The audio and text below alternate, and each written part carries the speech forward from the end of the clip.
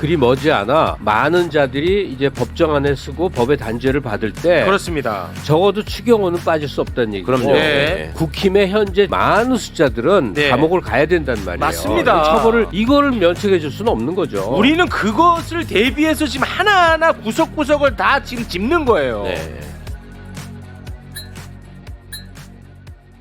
내란 속의 윤석열의 멸망행위 사실상 확정된 가운데 이제부터는 그 내란에 가담한 범죄자 색출 작업에 집중할 시간인 것 같습니다.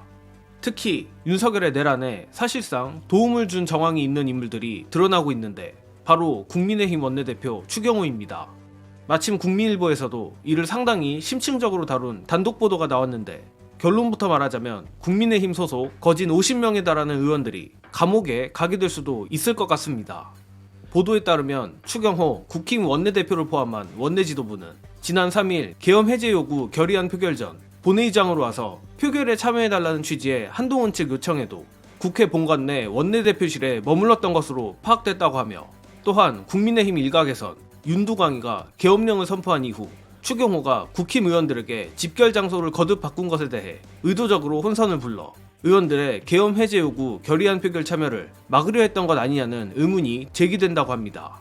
관련해 국민일보의 취재를 종합하면 국민의힘 당대표실 핵심 관계자는 앞서 말한 대로 본회의가 열리기 전 4일 00시 20분쯤 추경호와 원내 지도부가 있는 국회 본관 원내대표실을 방문해 계엄 해제 표결을 위해 본회의장으로 와달라는 취지의 요청을 했다고 합니다.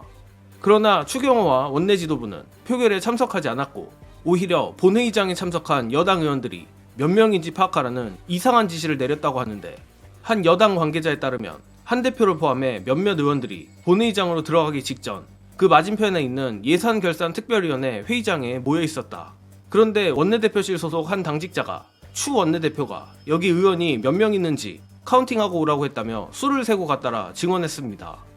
물론 추경호는 이후 기자들에게 본회의에 참석하지 않은 이유에 대해 당사의 의원들과 소통했어야 했다는 취지로 설명을 하기는 했지만 뭔가 찝찝한 해명으로 들리는데 뿐만 아니라 김상우 국민의힘 의원에 따르면 어제 계엄령이 발동된 이후 한동훈은 계엄 해제를 위해 의원들에게 국회로 와달라고 문자를 보냈으나 추경호는 당사로 모이라고 하여 계엄 해제 표결에 혼선을 줬다고도 밝힌 바 있습니다. 자, 이게 모두 우연이라고 하기엔 뭔가 석연치 않습니다. 가뜩이나 현재 나오는 보도들을 보면 추경호의 당사로 모이라는 지시에 의해 약 50명 정도의 의원들이 국힘 당사에 모인 것으로 보이는데 이는 보도에서 지적했듯 계엄 해제 표결을 못하도록 한 것 아니냐는 의심을 할 수밖에 없는 대목입니다. 관련해서 이 부분은 중요한 영상 보시고 이어가겠습니다. 저게 계엄 계획의 일부예요. 예. 계획 실제로 옛날 문서들 네. 보면은 그렇죠. 이제 국회의원들이 체포되고 정족수 미달을 만들으라 그랬다고. 네. 그게 저 계엄 문건에 다 나와 있다니까. 그럼 어디가 있어야 돼? 정족수 미달 작전으로 가야 되는 그럼. 거 아닙니까? 자, 국회의원 회의가 당사에서 열리는 법 없습니다. 그렇죠. 그럼요. 의총인데.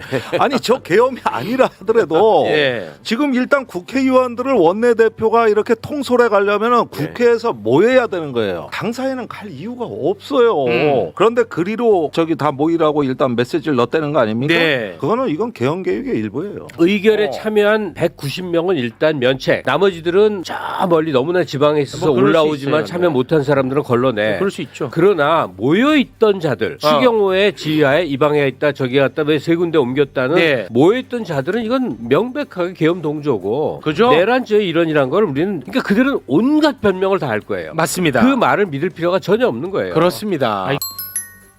참고로 내란죄의 경우 수괴는 사형, 무기징역 또는 금고이며 중요임무종사 역시 사형, 무기 또는 5년 이상 징역 또는 금고입니다. 그나마 단순 가담이 돼야 5년 이하의 징역이나 금고형인데 만약 추경호가 어떠한 의도를 가지고 당사에 국힘 의원들을 묶어뒀다면 이는 제 상식선에선 내란 중요임무종사에 해당하는 게 아닌가 의심이 됩니다. 또한 그 자리에 있던 국힘 의원들 역시 내란 단순 가담은 피하기는 힘들 것으로 보이는데 이 부분 관련해서도 이어서 최강욱 전 의원의 명쾌한 해설 보시고 오겠습니다.